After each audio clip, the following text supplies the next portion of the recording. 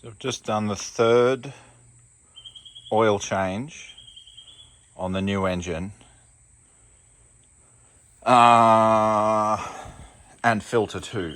So the first one was just some cheap oil. You should use high zinc break-in oil, but I'm not a rich man, so I just used cheap Gulf Western, whatever it was. Just not don't use synthetic, so use a mineral oil because you're trying to bed the rings in. Any filter will do. I just happen to have factory Subaru filters. So when I first started the car, I had that running in there, up and down a few, hold it at $3,000, let it go down to idle for a bit. Hold it at $2,500, let it go down to idle a bit. Let the rings bed in. Then I dropped that oil out and I put another fresh filter and I put proper oil in there. The stuff that I use... Oh yeah, there's your run-in oil there. And the stuff that I use normally is this stuff here. Mobil Delvac 15W40. So it's for big diesel trucks, and the thinking behind it is, in a diesel truck, which is turbo also, lots of load on the bearings and that kind of thing, the oil doesn't break down. So that's the biggest thing that you want from your oil, is that it doesn't lose its sort of consistency under high load or high temperature, which can happen with a turbo engine. So, doesn't burn like a lot either, or doesn't burn like I don't have sort of smoking issues or anything like that. And then whenever I replace the filter, so the second time we did some road tuning of the car, got a few more 1,000 Ks on it. And then before the dyno, I changed the oil and filter again. And then I've just been driving around. So we've had the dyno tune. I've probably put, let's say 5,000 Ks on the engine. And so we've done the third filter and third oil change. And I always cut the filter open.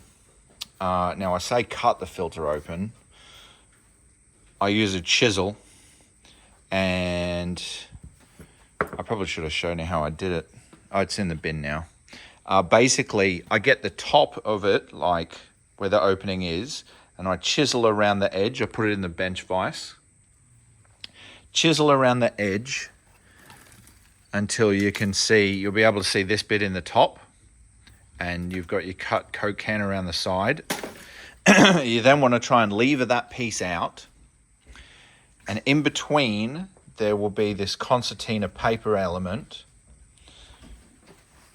And what I do, try doing this without getting shit everywhere, is I get a Stanley knife and I cut along the top edge and the bottom edge to cut the concertina out, and then I tear it out. And then if you look between the pleats, there's not going to be anything in between mine because I've rinsed mine out onto a white cloth. But let's see what we can see. I'll try and find some bits. So, where are we? Oh yeah, here's some bits. So, gotta try and locate my... Oh yeah, all right, here we go. Cool. So, that there and that there is a bit of debris. that there. I mean, so this was a brand new white rag. So anything that you see that is not white rag on here has come from the engine oil. So there's little tiny bits of carbon. This engine's obviously brand new. So the heads are brand new, the bottom end's brand new. Normally, you might see a lot of little tiny pieces of black, which is carbon, on an old engine rather. But because this is a new engine, there's really not that much carbon. And if there is, it's broken off from somewhere other than the engine. But it is not uncommon to see these like little bits of aluminium. So you see them sort of sparkling. So aluminium's okay, right? What you don't want is little bits of copper, okay? Because that is bearing material. And if you own a Subaru, you should know how to do this with the filter and clean it, because if you see any amount of copper, you'll see them in between the pleats. You'll open it up and there'll be bits of copper, bits of copper, bits of copper. And they'll be bigger than these pieces here that you can see. That's when you know your bearings are stuffed, and stop driving the car if you see copper. But it is a little bit alarming when you first look at this, like it's a filter. It gets dirt in it. There, look, there, see? See the aluminium? That's perfectly fine. This was a new engine, and this is what the filter is there to do, okay? So there's specks of aluminium. There's another little speck of aluminium. More aluminium specks. Although, what's that? Piece of gasket. Yep, so that's just a bit of rubber gasket that's come off somewhere and got caught in the filter. But you can sort of see here there's like a fine metallic, that's what the grey is, it's actually metal. And the engines wear, right? So this is what you have the filter for, and particularly on a new engine, your bores, the rings going up and down, will wear off some of the metal. It will get into the oil, and the filter filters it out. So you will get stuff in your filter. That is a good thing. You just do not want copper. Now, if there was something wrong, you would plainly see. Like, it wouldn't just be a case of, oh, is that a little piece of copper? Or, you know, when the bearings are going, you'll see copper everywhere. It's like somebody ground up something copper in your engine. So yeah, there's things that look like they might be copper, like that, but that's a piece of plastic. Some sort of yellowy, plasticky thing. I don't even know what that's off. But yeah, that's how we do. So the engine's nice and healthy. I'll try and show you. Also, don't be scared, like, oil gets dirty. So here's the remainder of my oil here. And in fact, you can see a whole bunch of sparkly metal in there. So it's probably a bit hard for you guys to see, but the brown is the oil. And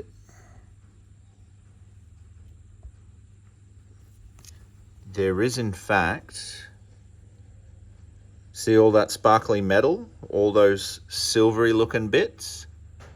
That's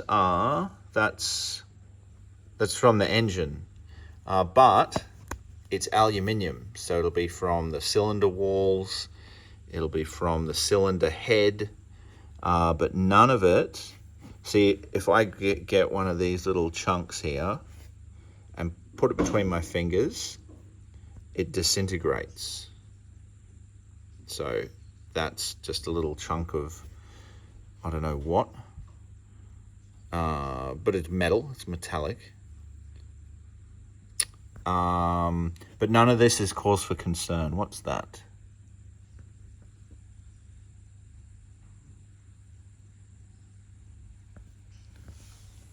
I'll just have a look at this. Yeah, see, that's a bit of carbon. So normally, like, you'll get a little chunky bit and you'll freak out, and then rub it between your fingers and it disintegrates, and it's usually a bit of carbon. So probably a good idea to have changed the oil when I did. I might have even left it a bit too long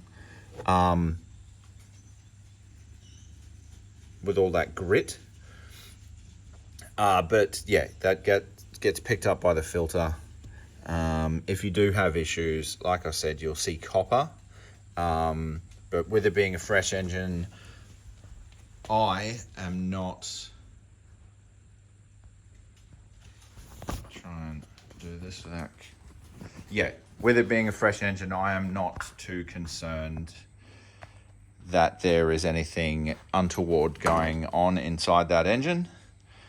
And yeah, it was a good time to change the oil, replace the filter.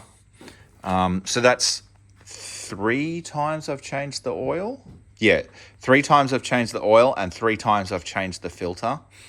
Now I'll probably just do another oil change. I won't need to change the filter because we've got, you know, most of the stuff that would break off. We've got all that out.